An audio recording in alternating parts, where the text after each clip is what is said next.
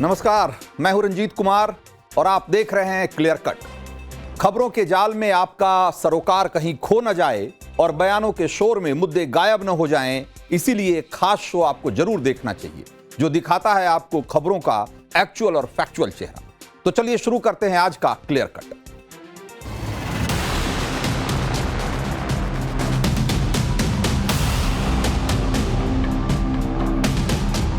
तो पूर्व प्रधानमंत्री अटल बिहारी वाजपेयी ने कहा था कि आप दोस्त तो बदल सकते हैं लेकिन पड़ोसी नहीं बदल सकते। यह बात 100% सही है। पड़ोसी को बदला नहीं जा सकता, लेकिन पाकिस्तान जैसे पड़ोसी को सुधारा जरूर जा सकता है, जो ऑपरेशन सिंदूर के बाद अब तक हिंदुस्तानी मिसाइलों के खौफ में जी रहा है। लेकिन अब मसला थोड़ा गंभीर हो गया है, सीरियस हो गया। आतंकी मुल्क पाकिस्तान ने एक नई चाल चली है, और वो क्या चाल है जरा समझिए। पाकिस्तान और सऊदी अरब के बीच एक नई डिफेंस डील हुई। पाकिस्तान और सऊदी अरब ने नेटो जैसा एक समझौता किया है, और इस डील के तहत जो शर्त है, एक शर्त जो कि गौर करने वाली है, वो ये है कि अगर एक देश पर, किसी एक देश पर हमला होता है तो दोनों देशों पर हमला माना जाएगा। सऊदी क्राउन प्रिंस मोहम्मद बिन सलमान और पाकिस्तानी प्रधानमंत्री शहबाज शरीफ ने इस डिफेंस डील पर मुहर लगाई है, समझौता किया है, हस्ताक्षर किया है। इस समझौते को यूं समझिए कि अगर पाकिस्तान पर हमला होता है तो सऊदी अरब उसका साथ देगा, और सऊदी अरब पर अगर हमला होता है तो पाकिस्तान उसका साथ देगा। यानी युद्ध या हमले की स्थिति में दोनों देश एक दूसरे का सहयोग करेंगे।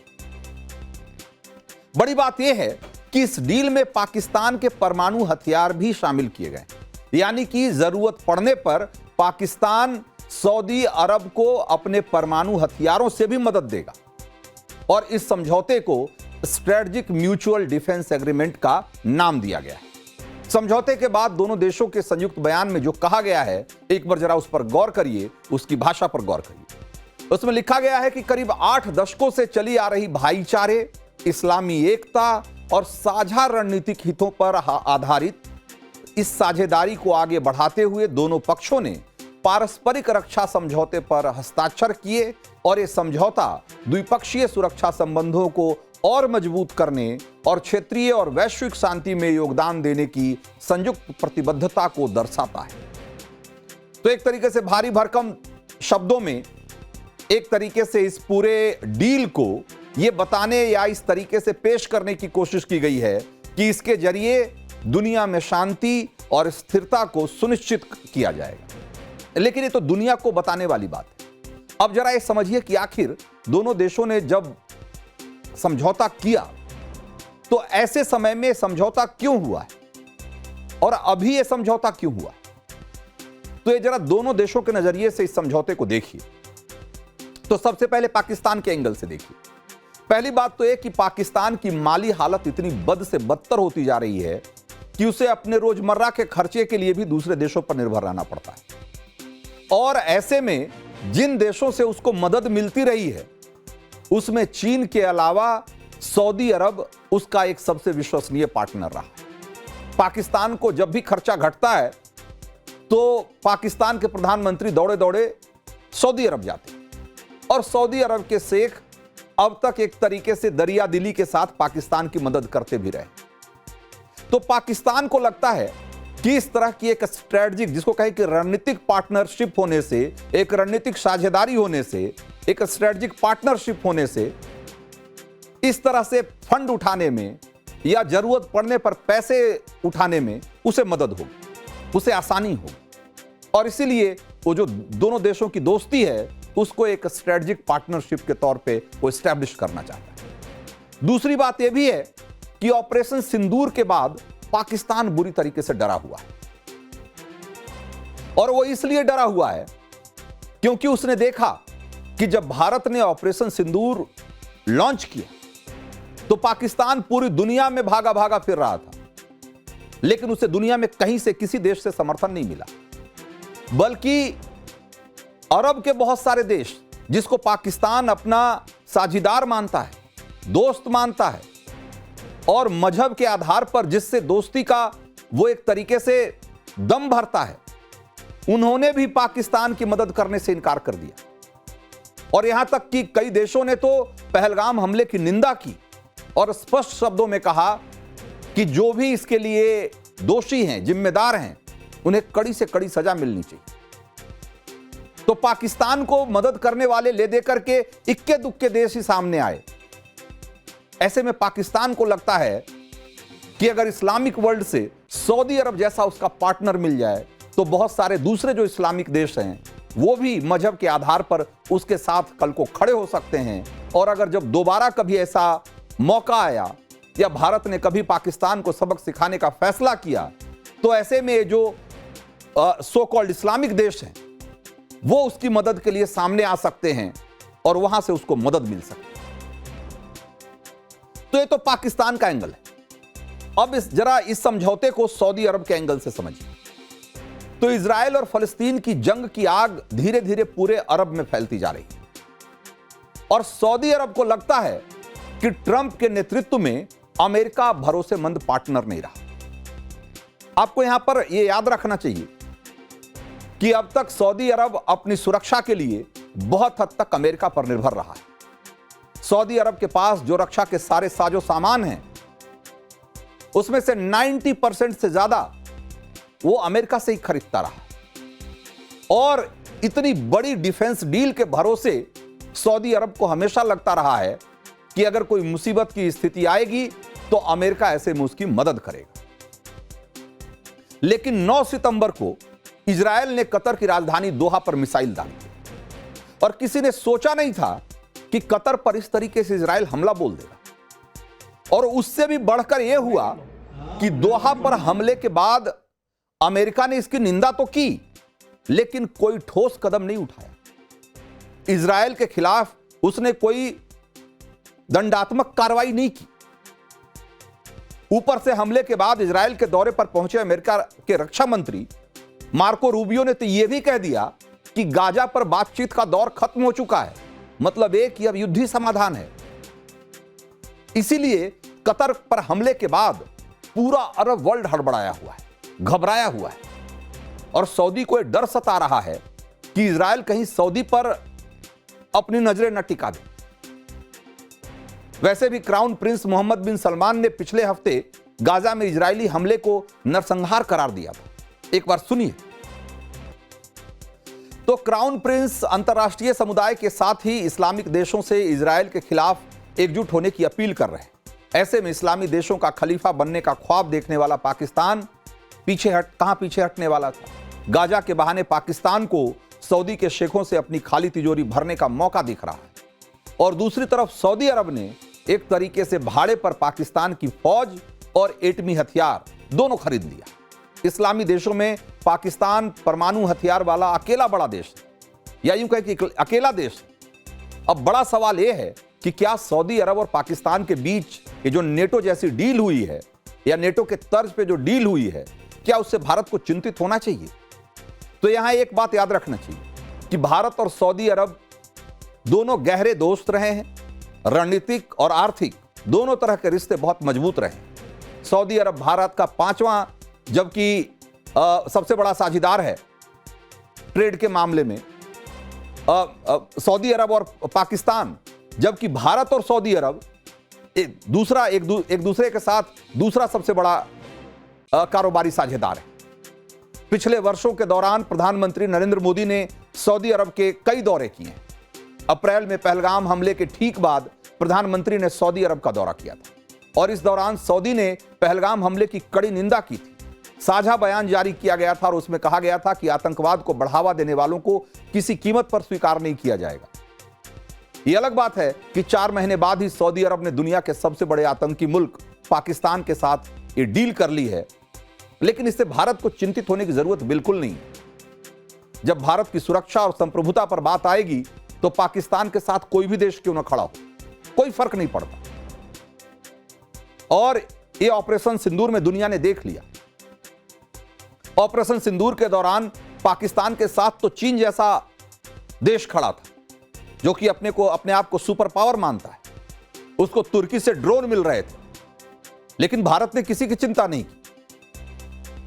और जब ऑपरेशन सिंदूर हुआ तो चीन और तुर्की सबके ड्रोन और सबके हथियार रखे के रखे रह गए, मिसाइलें भी रखी रह गई, और पाकिस्तान को जैसे हमें सबक सिखाना था हमने ठीक से उसे सिखा दी। तो यह बात बिल्कुल सोचने की नहीं है और इस बात पे बिल्कुल ध्यान देने की जरूरत नहीं है कि सऊदी अरब और पाकिस्तान किस तरह की डील कर रहे हैं। हां, भारत के लिए अगर इसमें कोई बात है तो सिर्फ इतनी कि पाकिस्तान के लिए उसको कर्जे से उबारने के लिए अब एक और देश उसको मिल गया है जहां से वो उधारी उठा सकता है। तो सऊदी अरब और पाकिस्तान के बीच हुई डील को लेकर विदेश मंत्रालय ने जो स्टेटमेंट जारी किया है, जरा एक नजर उसको भी देखिए। विदेश मंत्रालय ने साफ साफ कहा है कि भारत अपने राष्ट्रीय हितों की रक्षा करने और अपने क्षेत्र में अपनी सुरक्षा सुनिश्चित करने के लिए प्रतिबद्ध है।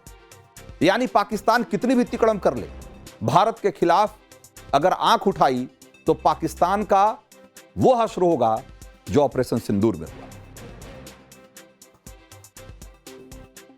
तो क्लियर कट में अब अगली स्टोरी, और आपको यह बताते हैं कि ऐन मौके पर राहुल गांधी के हाइड्रोजन बम का दम क्यों निकल गया।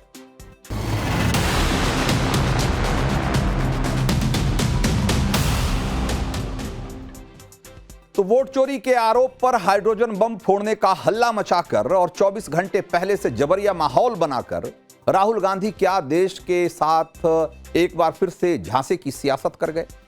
यह सवाल इसलिए महत्वपूर्ण है क्योंकि राहुल आज भी चुनाव आयुक्त ज्ञानेश कुमार पर उंगली उठाकर हिट एंड रन वाला खेल खेलते दिखे। पिछली बार उन्होंने चुनाव आयोग पर फर्जी वोटरों को जोड़ने का आरोप लगाया था और इस बार कांग्रेस के वोटरों को डिलीट करने या उनका नाम काटने का आरोप लगा दिया। लेकिन जब उनसे सवाल हुआ कि इतने गंभीर आरोपों को प्रमाणित करने के लिए क्या वो शपथ पत्र देने को तैयार हैं या उससे क्यों बच रहे हैं?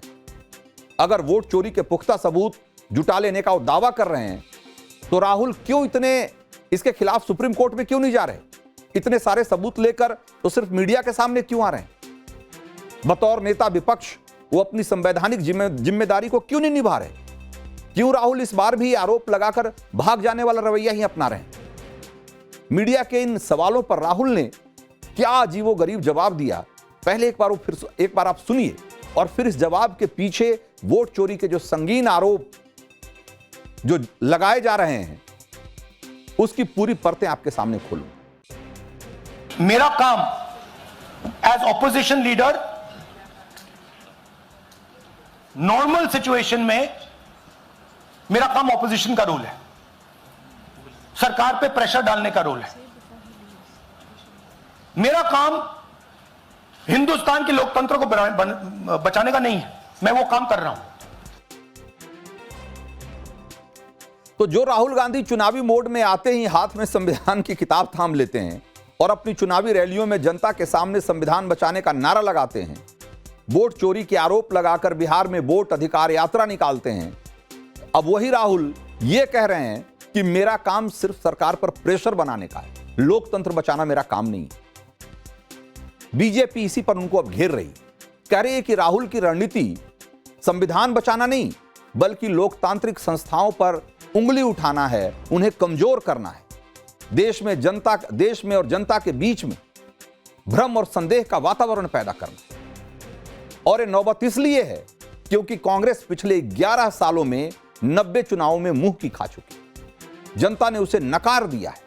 इसीलिए अब सत्ता की चाबी पाने के लिए राहुल लोकतांत्रिक संस्थाओं की विश्वसनीयता को कटघरे में खड़ा कर रहे हैं और देश के लोकतंत्र को खतरे में डाल रहे हैं। न कानून समझते हैं, न सुप्रीम कोर्ट के आदेश को समझते हैं, खाली संविधान किए रहते हैं। मोटी बात बहुत साफ है, राहुल गांधी को वोट नहीं मिलता तो हम क्या करें? और उनके इस लक्षण से और इस आचरण से, जिस तरह की वो बदजुबानी करते हैं, जिस तरह से प्रधानमंत्री विपक्ष पर हमले करते हैं, देश उनको कभी नहीं वोट देगा। कोई बम ला दे, जैसे एक फुस हो गया ना, पटाखा निकला कर्नाटक वाला, ये भी फुस हो जाएगा।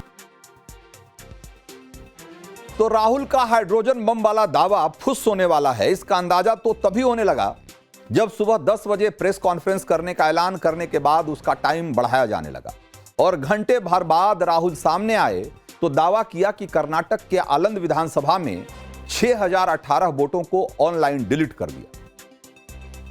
और ये कैसे डिलीट किया है, इसका पूरा खेल कांग्रेस ने समझ लिया है, पकड़ लिया है। राहुल ने दावा किया कि जिन लोगों की शिकायत पर ये वोट डिलीट किए गए उन्हें इसकी खबर भी नहीं है।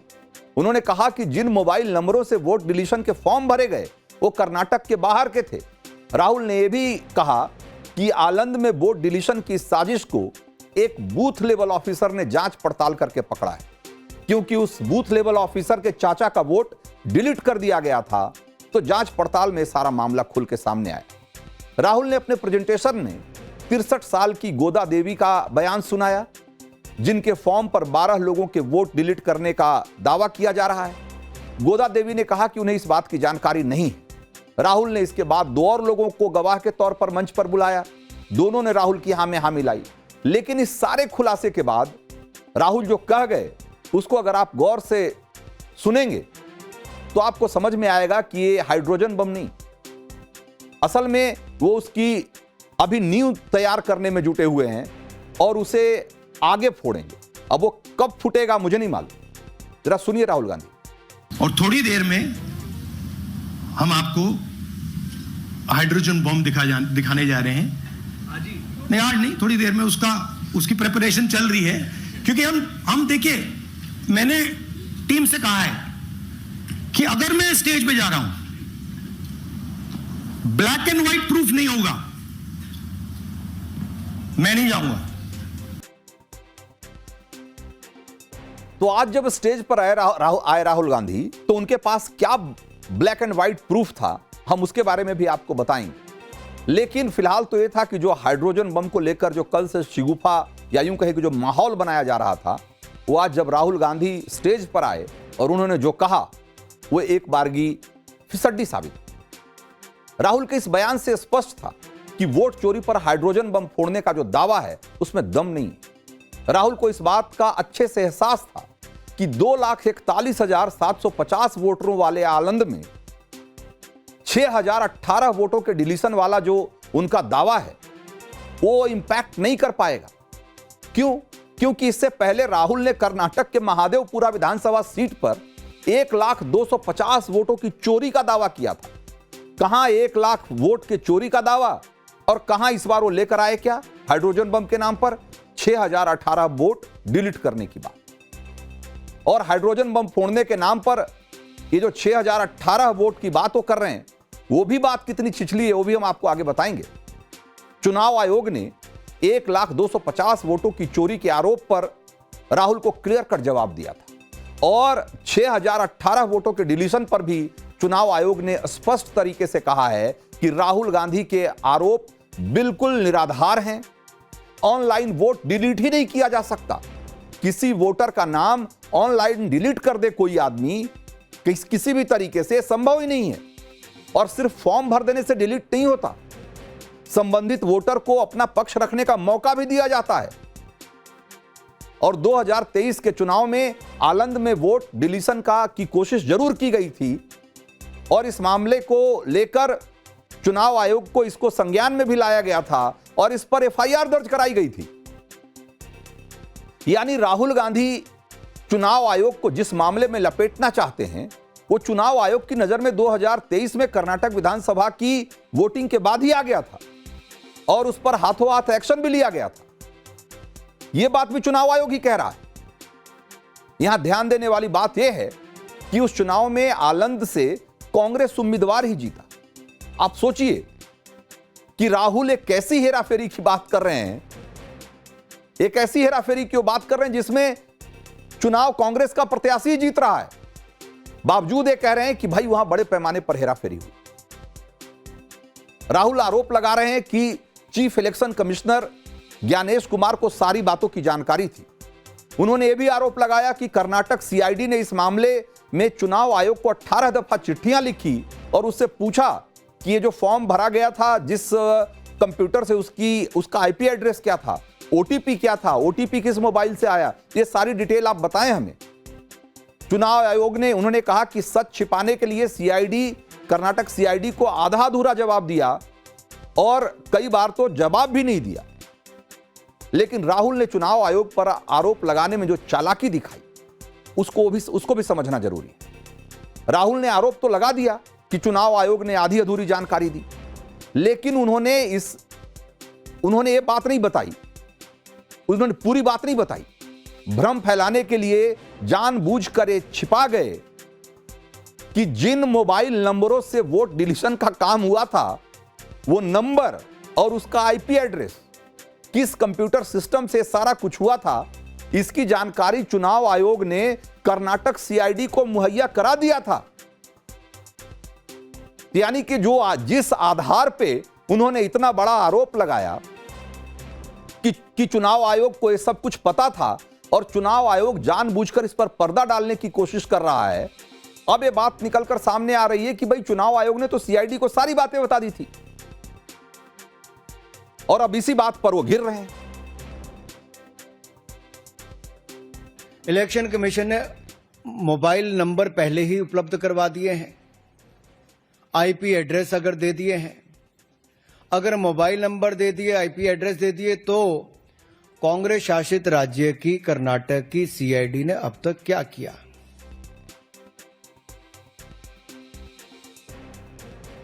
तो राहुल गांधी ने हाइड्रोजन बम के नाम पर आज जो पीसी की और उसमें जो बातें कही, वो एक बार फिर से फिसड्डी साबित हो रही है। अभी तक तो उन्होंने कोई ऐसा पुख्ता सबूत नहीं दिया। वो भले कह रहे हैं कि उनको ब्लैक एंड व्हाइट में सबूत चाहिए, तभी वो जनता के सामने या मीडिया के सामने आकर वो बात करते हैं, लेकिन उन्होंने आज भी जितनी बातें बताई उसमें कोई ठोस बात नहीं थी।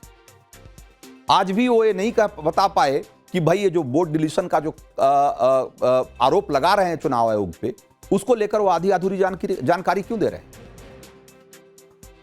तो चलिए अब आगे बढ़ते हैं, क्लियर कट में अगली स्टोरी का रुख करते हैं और आपको ये बताते हैं कि बिहार में चुनावी घुड़दौड़ कहां पहुंच चुकी है और किस तरीके से घोड़े पर निकलकर जो आजमाइश कर रहे हैं बिहार में नेता।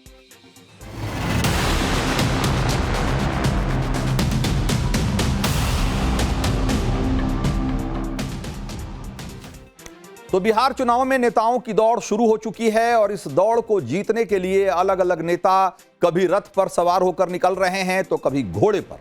लालू प्रसाद यादव के छोटे बेटे और बिहार के पूर्व डिप्टी सीएम तेजस्वी यादव भी घोड़े पर सवार हुए हैं और घुड़सवारी के लिए तेजस्वी यादव ने इलाका भी बहुत जबरदस्त चुना, मोकामा, जो इलाका बाहुबली अनंत सिंह का माना जाता है।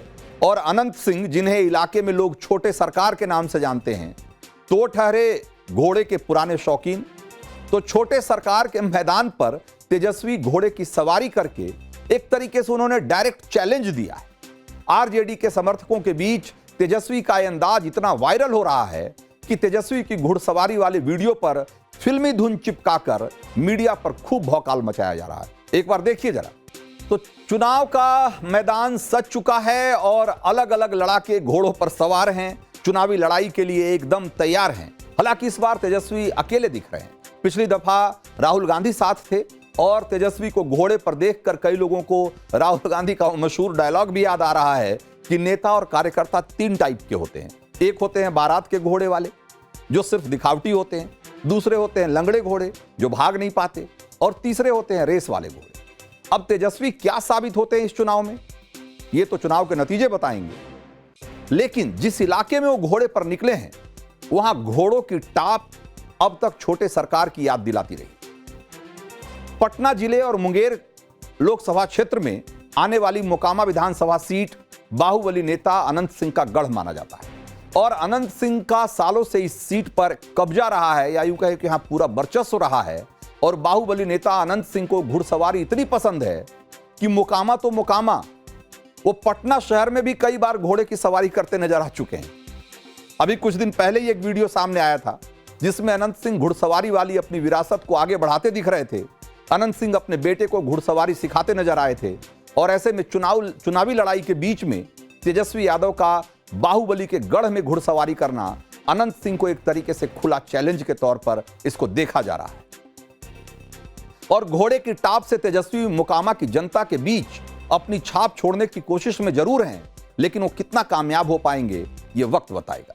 तेजस्वी का मोकामा दौरा ऐसे समय में हुआ है जब उनकी पार्टी आरजेडी से विधानसभा का चुनाव जीतने वाले अनंत सिंह और उनकी पत्नी नीलम देवी अब पार्टी का साथ छोड़ चुके हैं। पिछले साल जनवरी में मुख्यमंत्री नीतीश कुमार के गठबंधन से पाला बदलकर एनडीए में आने पर विधानसभा में शक्ति परीक्षण के दौरान आरजेडी से जीती अनंत सिंह की पत्नी नीलम देवी ने बागी रुख दिखाया और नीतीश कुमार का साथ दिया। उसके बाद गंगा में हालांकि बहुत पानी बह चुका है। अनंत सिंह जब से गोलीबारी केस में बेल पाकर जेल से निकले हैं तब से खुद ही ताल ठोक रहे हैं और कह रहे हैं कि भाई पत्नी की बजाय इस बार मैं खुद चुनाव लड़ूंगा। फिलहाल आधिकारिक रूप से अनंत सिंह जेडीयू में शामिल नहीं हुए हैं, लेकिन तेजस्वी के मोकामा पहुंचने से एक दिन पहले ही जब जेडीयू के सीनियर लीडर और केंद्रीय मंत्री ललन सिंह मोकामा पहुंचे तो बोल गए कि मोकामा के दो ही रक्षक हैं, एक नीतीश कुमार और दूसरे अनंत सिंह। यानी जेडीयू से अनंत सिंह का टिकट एक तरीके से पक्का माना जा रहा है। ऐसे में तेजस्वी की आरजेडी के सामने मोकामा में एक बहुत बड़ा चैलेंज है। इस बीच तेजस्वी यादव के लिए एक और मुसीबत खड़ी होती दिखाई दे रही है। पहले तो भाई तेज प्रताप थे ही, कई विवादों के चलते पार्टी से हटाए गए और अब बहन रोहिणी आचार्य एक तरीके से बगावती तेवर दिखा रही। लेकिन दोनों ही मामलों में तेजस्वी के एक ही करीबी विलन बनते दिखाई दे रहे हैं और वो हैं संजय यादव। दरअसल तेजस्वी यादव के बिहार अधिकार यात्रा के दौरान की एक तस्वीर वायरल हुई जिसमें तेजस्वी यादव के बेहद करीबी माने जाने वाले संजय यादव गाड़ी के फ्रंट सीट पर बैठे हुए दिख रहे हैं और इसी तस्वीर को लेकर तेजस्वी की बहन रोहिणी आचार्य ने निशाना साधा और उन्होंने कहा है कि भाई इस फ्रंट सीट पर संजय यादव कैसे बैठ सकते हैं, या तो उसके भाई बैठ सकते हैं उनके या उनके पिता बैठ सकते हैं। संजय यादव किस अधिकार से फ्रंट सीट पर बैठे हुए हैं और इस तरीके से खुलेआम रोहिणी आचार्य का सवाल उठाना यह बता रहा है कि यादव कुनबे में सब कुछ ठीक नहीं चल रहा। तो आज क्लियर कट में इतना ही, मुझे दीजिए इजाजत।